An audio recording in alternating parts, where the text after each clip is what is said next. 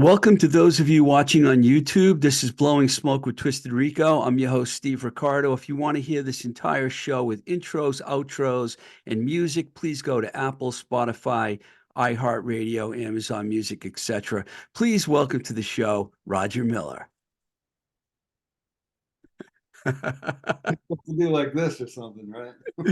It's an honor to have you on the show. And we just kind of like touched on something right before I turned the record button on. Could you tell us what it was like growing up in Ann Arbor, which is kind of like an extension to Detroit? Well, at least as far as the music goes, it had to have some sort of a impact on you.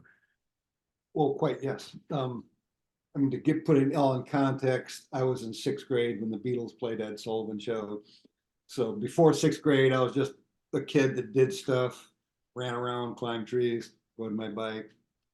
After the Beatles, I was a rocker. Literally the next day, I bought the first Beatles album, Meet the Beatles, and I've been a rocker ever since. And that was quite a while ago. Uh, so, those pretty good radio, CKLW, Keener 13, and WITZ, WXYZ, all came out of Detroit, the Canadian city right across the way, Windsor, Ontario. And so, we're just, me and Larry and Ben, my brothers, were just glued to the radio. Like when I remember when You Really Got Me came out, which was shortly, within a half year of the Beatles. And, you heard that guitar solo, just this manic 10 seconds of guitar solo. And before that, Ray goes, and Dave starts yelling. And then you hear that 10 seconds. I was just riveted. And so we started playing guitar. And then by ninth grade, the psychedelia had kicked in. And when I was in ninth grade and Larry and Ben were in seventh grade, there's a lot of guitarists in my house, like friends would come over and play guitar. And I saw all these guitarists. I said, we need to make a band. So I have a pretty good organizational skill set. And so I put a band together. It's called the Sky High Purple Band. I believe I can be forgiven since I was in ninth grade and it was the summer of love, 1967. But we did, Yardbirds, Kinks, 13th Floor Elevators, Stones, Music Machine, all that kind of shit. So you were about 13 when you picked up the guitar? Yeah, 12, 13. And that band I was talking about, Sky High, I was 15 when that started. And we're doing Shapes of Things by the Yardbirds, Splash One by the Elevators, but totally. What kind of gigs? What kind of gigs did you play? Well, I mean, literally, we're in junior high school, so we played at a friend's, Greg Getz's Psychedelic Garage, as our friend, and we're called the Sky Purple Band, so he had Sky High Purple Drink. It was purple Kool-Aid. But, and we had two guitars and the voice all coming through one small Univox amp. And I played bass, and we had a drummer. And then we played at another friend's attic later that summer. And then when I was in high school, it wasn't cool playing with your brothers in eighth grade, So that changed. But summer of '67, that was like the first love-ins. They were a mile away from our parents' house. We just walked down to West Park. The very first one was Grateful Dead, Charles Lloyd Quartet, and the Seventh Seal, which is Bill Kirchen, who was in Commander Cody, and his brother later played in Sprout there. So we were there at the beginning of all that stuff. And we saw the MC5 like 10, 15 times because they played concerts. Yeah, so I was going to ask you about Mitch Ryder and all the Detroit bands. Did you start listening to them when you were younger? Whatever was on the radio. I mean, I bought Question Mark 45s when they came out. I never bought any Detroit Wheels, but I love like Breakout. God, it just it was I was in ninth grade. I was the target audience. We got to break out now. We got to break out. Or it was just as good as Break On Through to the Other Side by the Doors. And both of them felt the same kind of to me. Like, yeah, it's time to do that shit. I still feel like that today. It's like, God, we got to break out of this shit. If you're watching on YouTube, you can see the Sproton Layer t-shirt that Roger's wearing, which just surprised me because I was going to ask you about them and you have the shirt on. So that was with your brothers, Ben and Larry, right? Yeah, that's a little further down the road. But, growing up, hitting ninth grade and the summer of love in through my high school ended in June 1970. So that was like the heyday of psychedelia, and Ann Arbor was one of the places where you could see that happening. This Iggy Pop went to my high school. I was never in the same class. He was older than me. But in the MC5 and all that, John Sinclair, we would go by the Hill Street house.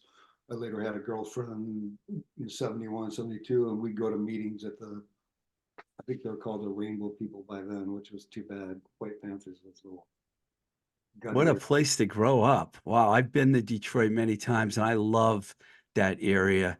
The music that has been coming there from years. My friend, and you probably know him, Alvin Long, is just one of many people that moved to Boston from Detroit. There seems to be quite a few Detroit people. Um, when you were in Ann Arbor, it was like a pretty much a college town area. Did you think that had a lot to do with what was going on there musically? Yeah, well, there's two things that are a plus about a college town. One, it tends to be more liberal than a non-college town because that's the nature of colleges, is you're trying to expand your mind usually. And it had lots of youth. Like the University of Michigan was big, so it had lots of young people, and young people generally want to break out, to quote Mitch Ryder.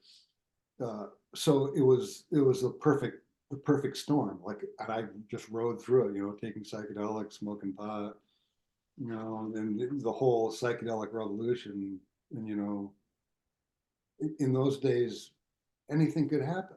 Like the first Silver Apples album. How the hell did that get put out? It was great. Soft Machine, early Pink Floyd. We got turned on to Captain Beefheart in Strictly Personal era, which was before Trout Mask. And at the same time, even the Doors, like you can badmouth them all you want, but I saw them just before their second album came out with The Crazy World of Arthur Brown opening up for them. Hmm. Fucking incredible show. Both Arthur Brown was amazing, and then the Doors were even more amazing, which is hard for me to say that with a straight face, but it was the theater and the musicianship. It was just really. Of course, I was only in 10th grade, so maybe I was. Were your parents really supportive of you and your brother's love for music at the time? Um, my dad had played piano in college. Like I have a little silver cup that he won the best piano player for 3 or 4 years. He was thinking of becoming a classical pianist. When I was growing up, he would play Chopin and Beethoven. He prefers the romantics to the classical, but he was always playing that stuff when we were going to sleep. He put on, Saint-Saëns or César Franck or Mozart. And so he was very interested that we were doing this. My mom, she said that she didn't think music was a valid career. She was a scientist through and through. But the thing that my dad did, really to his credit, was when he heard that we were listening to like Saucer Full of Secrets, that side, it's there was collage, sound, tape modification. He said, why don't you go? This was fall '68. Why don't you go? There's this thing at the University of Michigan called Contemporary Directions, which is they're playing the newest music, Penderecki, Stockhausen. We saw In C by Terry Riley there before I had any idea who Terry Riley was. And so we'd see, this is a cliche thing I say all the time, but it's true. We'd go to the free concert Sunday afternoon, get high, listen to the MC5 or whoever was playing, and then that night get high and go to Contemporary Directions near Stockhausen and Terry Riley. So those things didn't seem that different to us. I think all three of us were like that. Your brothers ended up forming Destroy All Monsters. Was that, I know you went to school in California. I was going to ask you about that. Did they form that band before you left or when you were gone? Or It needs a little clarification. They did not form the band. It was Carrie Lauren and Niagara with those two very famous artists, Jim Shaw and Mike Kelly. But their very first gig, which was '73 going into '74, there was a New Year's Eve party at this comic book convention, and someone told me there was it was the happening scene, so I was there, and then they needed another musician, and I told Gary, I can play guitar, and in true punk fashion, he said, "No, you're too good on guitar. I'll play drums." And you go, "Okay." So I played drums and we did like Iron Man and Waiting for the Man. That's what I remember anyways. Uh, so Kerry already had this band. And then in 77, Jim and Mike had left and he was trying to put a real band together.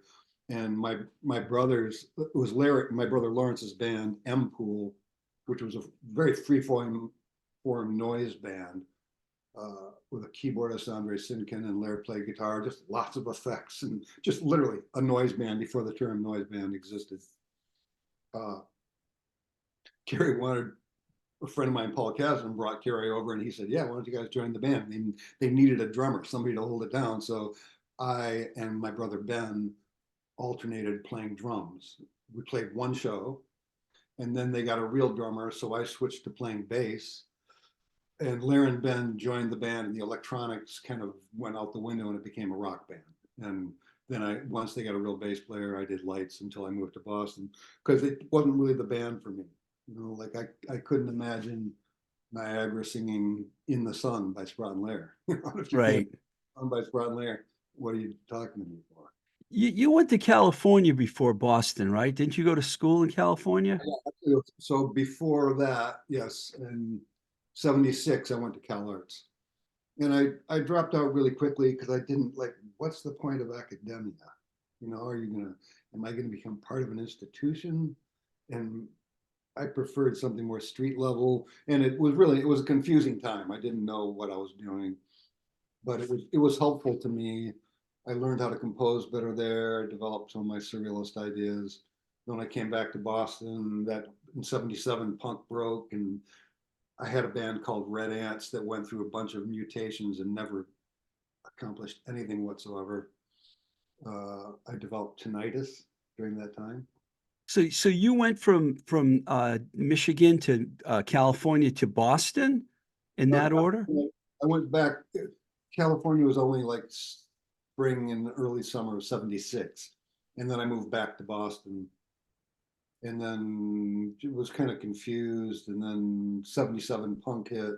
And it turned out that the Monsters was the happening thing, you know.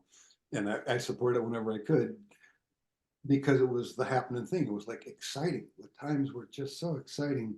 But I developed tinnitus. So I just said, well, you know, I didn't want to be in Destroy All Monsters and Ann Arbor wasn't doing it for me and Ann Arbor didn't want me. Thank goodness. Ann Arbor almost did it, kicked me out intentionally. If What if if you can read that into a overt. what made you go to Boston? Larry and Ben had been there before and they had attended a piano technician school. And I thought, well, screw this. I don't like academia. I'm not going to make it as a rock musician because I have tinnitus. So I'm going to learn a useful skill that has to do with my instrument. So I came to Boston to be a piano technician You in did. early 78. And within a week, I knew that Boston was pretty different than Ann Arbor. Like you'd see like punk posters and you know they had mass art. There's all these colleges in Boston, and because of that, there was a lot more energy and so much of a bigger place. And then I saw this advertisement saying this band needed a bass player that could read music. You know, I just graduated, you know, just dropped out of music school and liked punk rock. So I called them up and I said, "Do you need a bass player?" And they go, "No, that's an old ad. We need a guitarist." And I said, "Okay, I'll be a guitarist." Because I knew that this was my last chance to do what I felt was my destiny. You know, I don't want to be too profound there, but I knew that I had something to do with rock and I hadn't done it yet. So Damn the Tinnitus, full speed ahead. That band became Moving Parts. I barely won the audition because I wasn't that good of a guitarist yet, but I was a good songwriter. And So that was with Clint, Eric Lindgren, and Bobby Bear on drums, the late Bobby Bear. Um, amazing guy. do you remember when you first started playing out with them and where you guys played? Oh yeah, I mean, I joined the band, I think in February or March, and I immediately brought in songs. Like I just started writing, so it was half my songs, half Eric's. And my songs were a little more physical, Eric's were a little more analytical. But you know, they worked together in that band. Our first gig was in June, I'm pretty sure, at Cantones, probably with the Malls. which was also another kind of a proggish rock post-punk, or I don't know if it was post-punk yet, I can't remember. When is the timeline? But interesting that band had Peter Prescott on drums. Yeah. And then we played with Human Sexual Response, DMZ. But we only lasted from June till December because I hit it off with Clint immediately. Like, the cliche is, and it's true, when I went in for an audition, I opened the door and the Ramones were on the turntable. And I started doing this funny dance, and Clint came around the corner from the kitchen doing the same dance. And we hadn't agreed, it wasn't a dance that other people did. It was weird doing the same dance. And we were doing the same dance. We really got along well. As time went on, conflicts with Eric's more analytical approach, and Clint and I wanted a guttier approach. And so the band broke up in December. And me and Clint agreed that we were going to form a new band after that. And that was Mission of Burma. Okay, that's it. We're done. No, I'm just kidding. Before we talk about Burma, did you form Birdsongs with Eric, Birdsongs of the Mesozoic, simultaneously, or did that come a lot later? Because I was under the impression that you had both bands at the same time. I have to talk about Burma first before that, because I was still living in the house with Eric, and Eric was pretty pissed off that it wasn't entirely me, but I kind of led the thing saying this band can't continue. I'm going to form a new band. I'm quitting Moving Parts. And that broke the band up. And Eric was not happy. And we lived in the same house, and we had passed by each other, and it was just like ice. It was not good. And the story gets resolved shortly thereafter. But that's where it was at the beginning. And when Moving Parts started rehearsing, we rehearsed in that place, and Eric had to listen. Mission of Burma, Eric had to listen to Mission of Burma, the band that should have been his band, Moving Parts. And he was pissed off. And then he went and saw Mission of Burma after our third or fourth gig, and he got it. And he came up to me and he said, Roger, you're right. Mission of Burma is the band for you guys. And it was a resolution. To his credit, he said that to me. I didn't force him to say it. I didn't tell him to go to hell. I was just like, and then he came to me saying that, and I said, well, that's, I can't remember what I said at the time, but it felt good because I don't really like tension with people, particularly if you're living in the same house. And there was a piano there that I was working on, kind of repairing for him. And I started writing these piano pieces that became Birdsongs of the Mesozoic. And he heard me playing these piano pieces, Yeah. And he said, wow, Roger, I have a studio. Why don't you just come and record those in my studio? I mean, I broke up his band, and yet he was magnanimous afterwards. So I got to give him a lot of credit. And he got the payback from it. But, so I went to his studio, and he had kind of a chinky piano, but he played synthesizer. We used a rhythm machine, and I had Martin play some guitar, and those were a version of Sound Valentine, and then Pulse Piece, which came out of the Modern Method compilation album. And that was the beginning of Birdsongs of the Mesozoic. And then, so that was 1980. That was like Academy Fight Song had just come out, and Birdsongs of the Mesozoic started. And I think our first show was in 81 when the Modern Method sampler came out and Pulse Piece was on it. And I put a show together with me and Eric, Rick Scott, Martin Swope, also in the band, two bands at the same time. And I had my friend Steev Stain, who did a lot of avant-garde stuff, really great for speaking in tongues. He did excellent speaking in tongues. David Hild from the Girls, and Peter Prescott all playing percussion. And Steve was whipping a chain against a metal can. And so we only did 3 tunes, but it was chaotic, and it was kind of cool. And then Rick Hart saw that and said, well, why don't we make a record of that stuff? So that while Burma was going, that was going too. Yeah, simultaneously. I wanted to ask you something about, you said you played with the Malls and you met Peter. When did you and Clint realize that Peter was going to be the guy that you wanted to play with? Did you figure that out early on? It took us a while. We auditioned a lot of drummers. we actually auditioned him twice, maybe even 3 times. The first time Clint liked him, the second time I liked him and Clint didn't.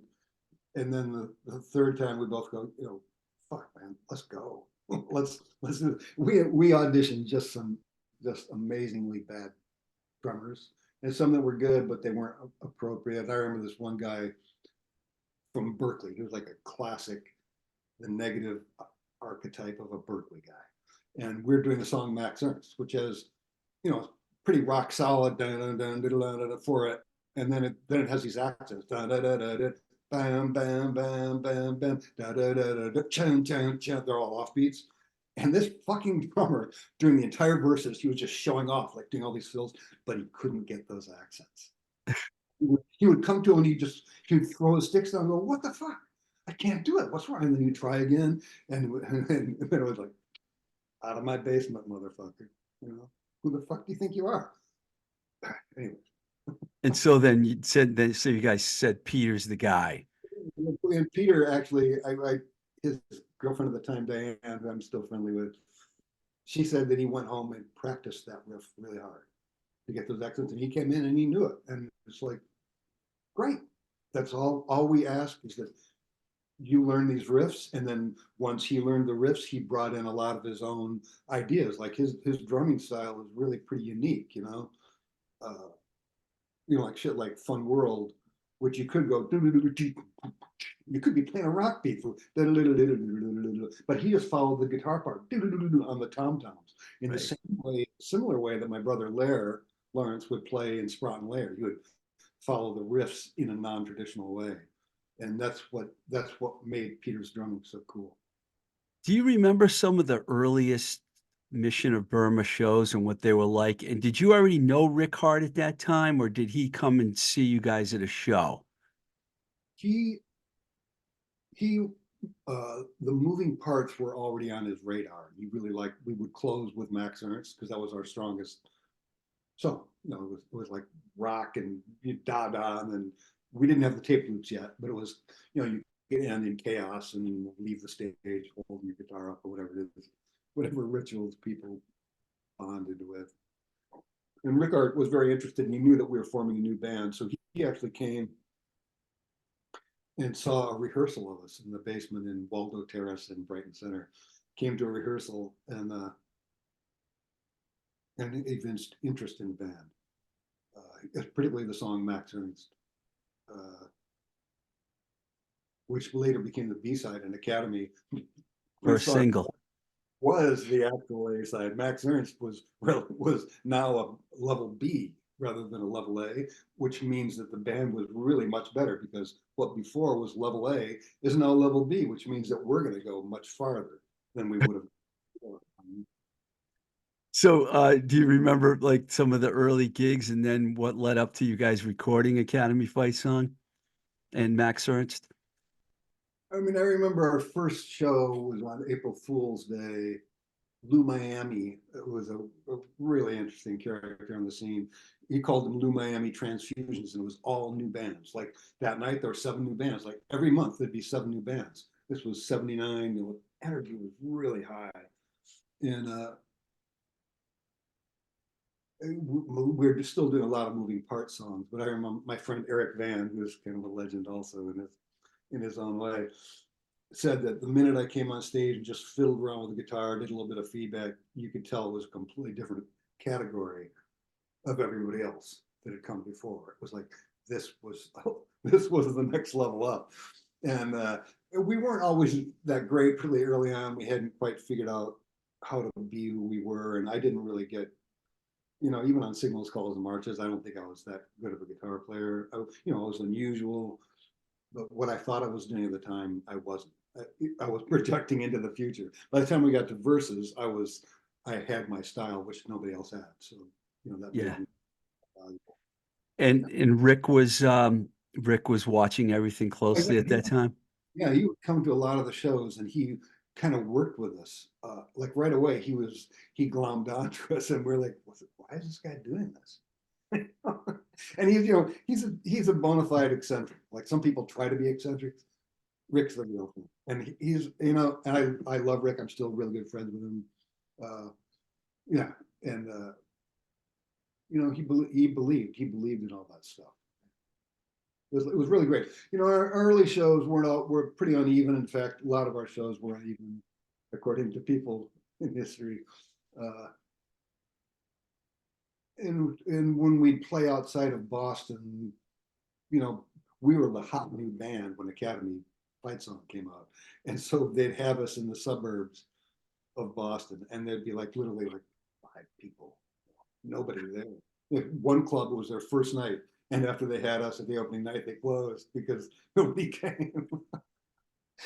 That's how I remember it. It may not be completely accurate, Um, but it was. But we felt like we were doing stuff, and people around us knew that there was something there, even when there was hardly anybody in the audience. There was something going on, and it proved to be correct. Now you mentioned Martin Swope earlier. I mean, did he kind of inject himself into all of this, or did you guys think like, okay, we got to get this guy to do his thing with us? How did he become part of Burma? My brother Ben moved to Boston also to become a piano tuner, kind of following my footsteps. He lived in the same house, and Martin moved out to play music with him. And my brother Ben had taught Martin how to read music, more or less. And then Ben moved back to Ann Arbor, and Martin was just sitting in Boston going, "What the fuck?" And so Martin had a tape recorder, and he was doing those, Frippin' Eno was a big deal, and so he would do those kind of things, and we would do. I had a piano piece that he looped, and then he put guitar loops on it. It was just experiments. Uh, and then I had the song "New Disco," which is the first song with loops, and there's very few lyrics. I think there's 5 lyrics. The lyrics are, "I'm so tired of your personal grudge. When you come around, my mouth will be a den of vipers." And so first I go, "I'm so tired," and he would loop that. And then he would loop it so all 5 of those phrases were going around in a demonic cacophony. That was my idea. I said, "Martin," I asked everybody in the band, let's try Martin on this and see if it worked, because he and I had done a little bit of work, and it really worked. So eventually he started just doing, sometimes we would have ideas what him to do, and sometimes he would come up with his own ideas. He wouldn't rehearse with us. He would do that. He would do his experiments live, which probably helped the chaos and mixed bag of our shows. And by the time we did Signals, Calls, and Marches, he appeared on the album cover. Did you guys tour much out of New England after that? After Signals, Calls, and Marches? Yeah, even Academy Fight Song before Signals, we did a Midwest tour. It was mostly baffled audiences. I remember we played Minneapolis. Husker Du opened up for us. They hadn't Wow. record yet. They were the equivalent of us a year earlier. I remember them doing the song "Diane." It really impressed me. But anyways, the paper there said, "There's Mission of Burma. They can't tell whether they're a pop band or an art band. Like Academy Fight Song, Max Ernst." Well, that's the problem. By the time we got to Verses, we had it all merged together. This is like who we are. If you find that to be a problem, then don't listen to us. I don't give a shit. I had Greg Norton on the show not too long ago. He's an interesting guy. It's kind of a weird similarity when you think about it, because they had 2 songwriters like you guys. It was an Yeah, interesting match. Um, yeah, verses seemed to be when everyone all of a sudden was like, even though That's When I Reach for My Revolver was kind of a hit, it didn't reach the level until years later. You also were involved with Dreadful and the Din with the rest of Burma. What was it? That must have been a fun experience for you. oh, it was great. Michael Hafitz, who managed us Burma very briefly early on, he knew Dan Ireton. And Dan Ireton was a friend of ours. He was like a fan of Moving Parts. He and his wife Pat would come see Moving Parts, and then they came to see Burma. So they were like original fans. And Michael Hafitz said, "We've got the studio situation. You guys want to come in and record the songs?" I'd been in the studio twice in my life by then, maybe 3 times. So sure, like this is going to be fun. Uh, it was super minimal, and again, you didn't want me on guitar because I was too good. So I played Farfisa, which I'm also good at, but I played really, really minimally. I qualify as a very good keyboard player, but I did real minimal, like as if I was in the Velvets. Clint played guitar. Pete forgot to bring some of the stuff, so all he had was a tom-tom. Perfect. And Martin played bass, but was like, I believe, yeah, piano hammer, just kind of hammering on it. And Red would just, Dan would wail away. It was completely fun. We thought of it as basically a lark. And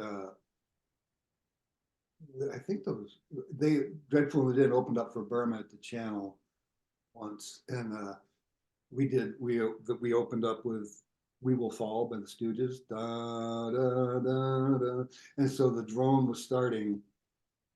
And me and Clint, when Dredd came on stage with kind of a cape, me and Clint were on our knees bowing down to him.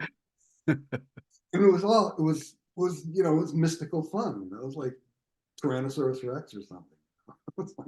One thing I learned from you already in this conversation is you said you had tinnitus long before I thought you got it. I was going to ask you when the problem really started becoming an issue. Yeah, it happened when I was playing in one of my incarnations of Red Ants in '77 in Ann Arbor, and we played really, really loud, and I was just stupid. The band wasn't very good, and I got tinnitus, and so I said, So that's when I stopped playing rock music the first time, and then the tinnitus disappeared. I mean, and I thought, well, this is great. And then I went to see Destroy All Monsters, and the next day I had tinnitus again. And so I said, well, screw that. I want to be able to hear when I'm 50. I'm now 72, and I'm talking to you. And you can hear. I'm an incredibly good lip reader. And so I had tinnitus then. It wasn't, compared to what it is now, it's nothing. But and that's why when I moved to Boston, I was a piano technician. But when I saw, the options here, I go, damn the torpedoes, full speed ahead. If I don't do this, I'll regret it for the rest of my life. And I was I was at the matinee show at the Bradford Hotel, which is very well documented. How were you feeling that day? And when you see the footage now, how do you feel about that? Because there's so much footage about that show. Everyone talks about the Bradford Hotel show. What was your whole, how do you look at that now, basically, from when it was back then? Well, the real problem, it came out better. I've seen footage of it since, and it's better than I remember it being. And the reason is that, we used to play all the time. Like, we play 7 shows a month, and we're always playing. And Clint he went to dry out just before that show for being in the hotel. And to his credit, he has kept sober, and he still knows how to rock. Fuck him. And so we didn't rehearse at all for 3 weeks. And when we started playing, I go, God, some of the muscle memory was gone. I really felt kind of like, God, while we were playing, I wish we'd rehearsed a little bit better. But then someone played for me recently the Fun World into Something Else. He showed it at the Brattle Theater in Boston, and I was like, wow, that's not as bad as I remember it. We tend to be critical. I remember mostly just the idiotic things about Burma. Like, we're in San Francisco, and our hosts were giving us cocaine all day. I don't really like cocaine that much, but it was kind of fun. They were just driving us around town. We're listening to, P-Funk, all nonstop Parliament, P-Funk. And then we got to playing. I was so high that I would start singing, and I would hit a note that was two notes higher. I was like, what the fuck? Just stupid shit like that. That's the stuff I remember, just the idiotic shit. And really, a lot of it was good. I was pretty young when I went to that show, and I'll never forget. It seemed like you guys were able to bridge the art scene and the hardcore scene together very well at that time. And I thought that show was the perfect example with the Dangerous Birds and then Negative FX. And then you guys, how do you think you guys were able to fit in so well with the hardcore crowd that they liked you? Well,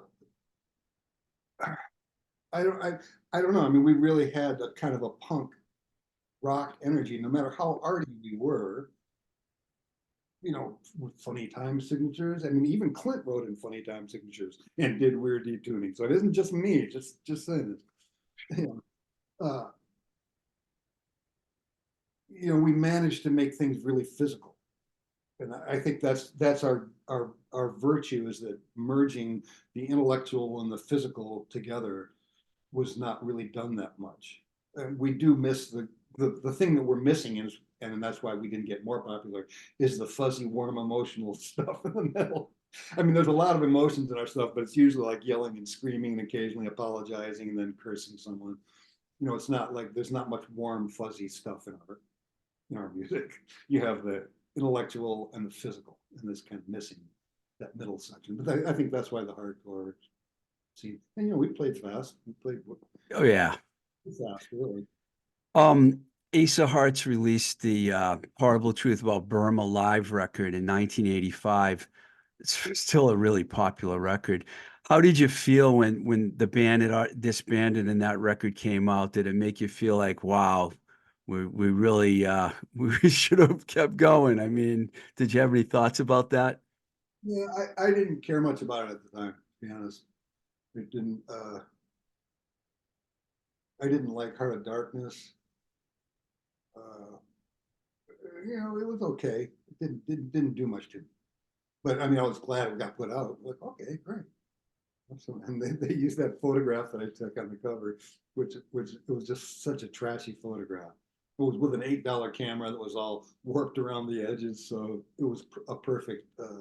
Love that cover. It was pretty funny, but yeah, it didn't do a lot for me, or wasn't neither. I didn't care much about it. You'd moved on by that point, pretty much, right? Yeah, and I mean, there's definitely good moments on it, I guess. That's how I escaped my certain fate. Is that on there? Literally, I don't think I've ever listened to it. Um, Aside from Birdsongs, you released a ton of solo records on SST, New Alliance, and other label. It seemed like you never really stopped working at that time. You did you ever take a break? It depends how you look at it. It's just that was my job, you know. It's like people go to people at McDonald's. You mean you worked all day today? You didn't take a break? Well, they had to. It's like it's just what I did. I created music all the time. And I was thoroughly broke during a lot of it because all I did was make music, and that's all I do. Now I'm because I do soundtrack work and I teach guitar lessons, and my status has risen a little bit. I can make a living, but it's just, yeah. I mean, I would always have ideas, and my brothers are like this too. They constantly generate ideas, and every year they're doing 2 or 3 different things, just like me. It's just something genetic. And then, the Alloy Orchestra, Binary System, many other projects. You were just totally busy the whole time with your job, as you call it. Yeah, the thing that really, when Burma reformed, I was in Alloy Orchestra also, and it was occasionally trouble. Like, they would be booked and they would be booked, and how are we going to integrate this? And I remember one time, Burma had played Altimo's parties in the southern part of England.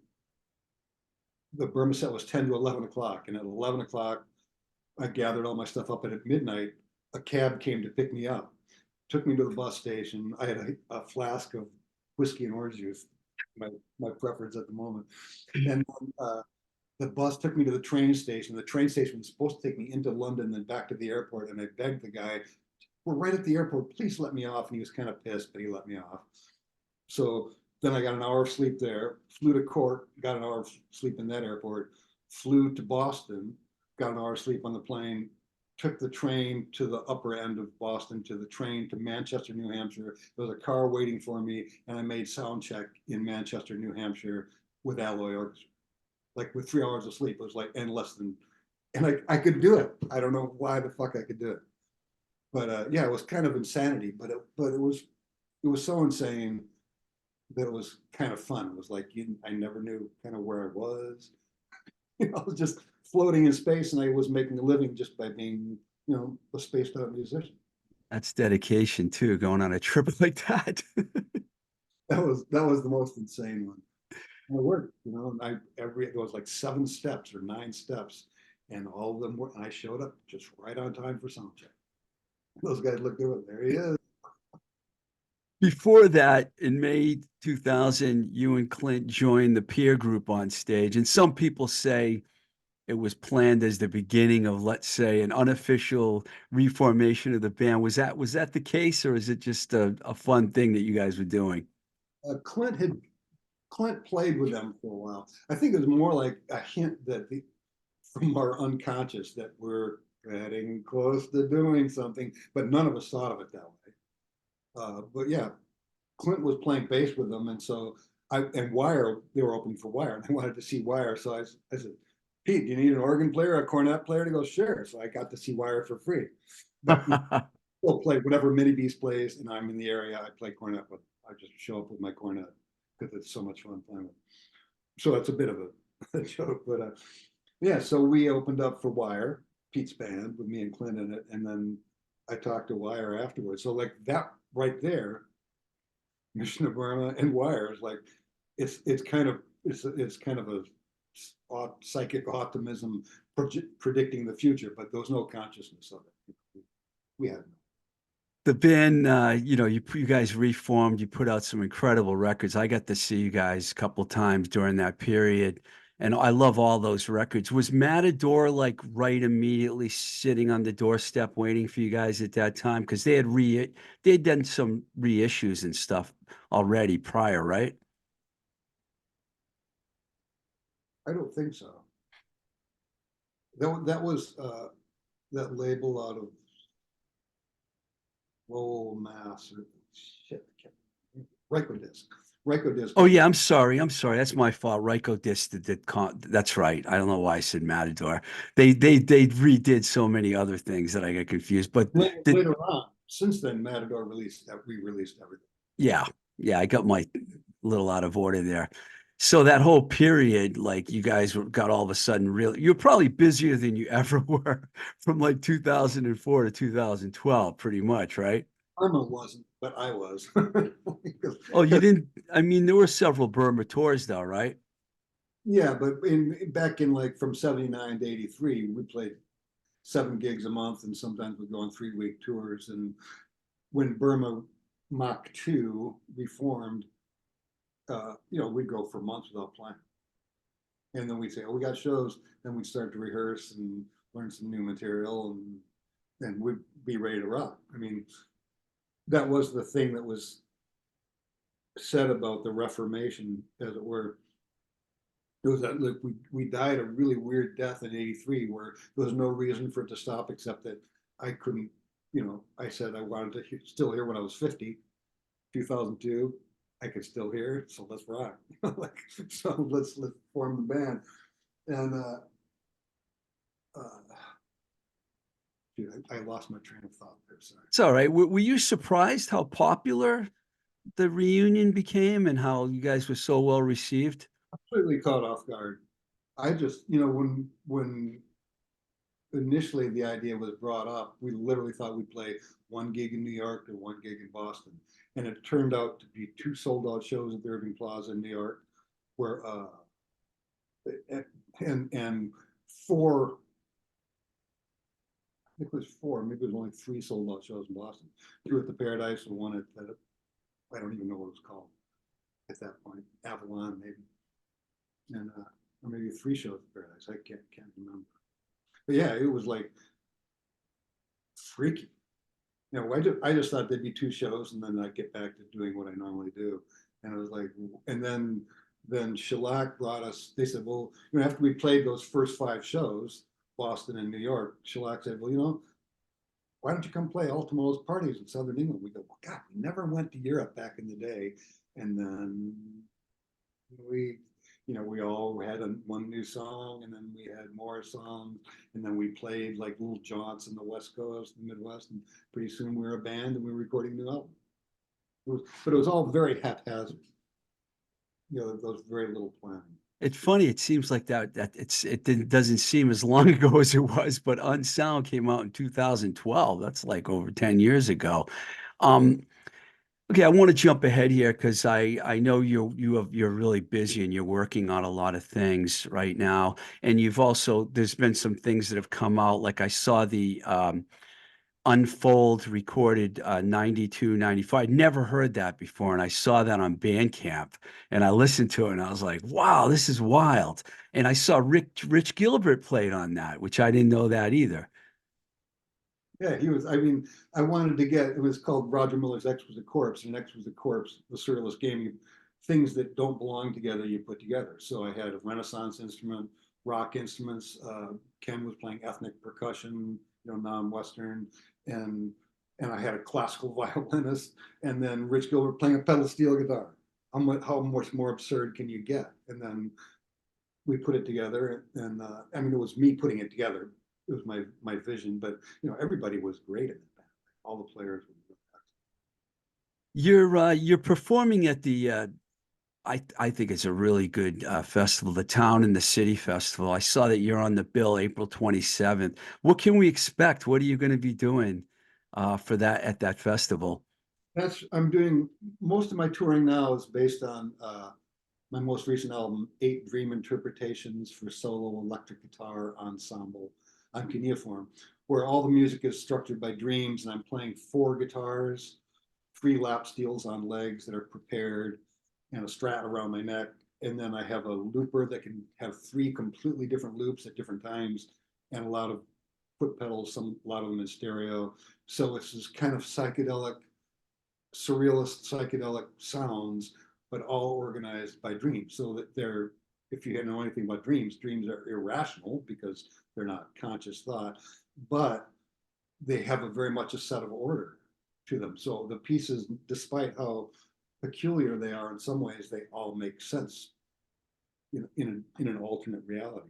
And that's the music that I'm doing live. And at that show, and I'm doing it next week in Keene, and then I'm opening up from Aesthetics in Boston at the Crystal Ballroom in May 18th.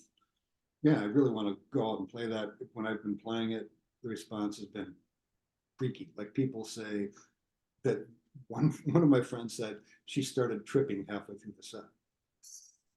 And she didn't take anything. It's because music really is from your unconscious. And to me, tripping is like dreaming in real time, like dreaming aloud. That's what tripping is to some degree. And the reviews have been just incredible. So I plan to keep this thing moving, and I'm working on a new album of it, this material. That's fantastic. Do you listen to a lot of other music these days? I'm staying somewhere while the construction is going on in our house, so we don't have a turntable. So I listen to a lot of stuff on turntable. Uh, I like Mini Beast a lot. That's Pete's band. Yeah. All their records. There's a band that's actually on the same night that I'm playing the Lowell Festival, Sapling. They're on after I am. They're cool. Incredible band, and I'm going to be sitting in with them on cornet, just like. Really? They asked me to do something. I said, anything you ask. I love the band is so unusual and so good also. Just like really exceptional players. And then I listened to all, anything from Bela Bartok to, Miles, to current stuff, to old stuff. So is it all vinyl? Do you ever do any streaming? Yeah, I don't use Spotify, but I'll sometimes just shoot through YouTube and listen to stuff, look up some band that I like and just think, God, I'd never heard that Yardbirds version of Shapes of Things with Jimmy Page. It's not as good as the other one, but still, it's pretty funny to watch.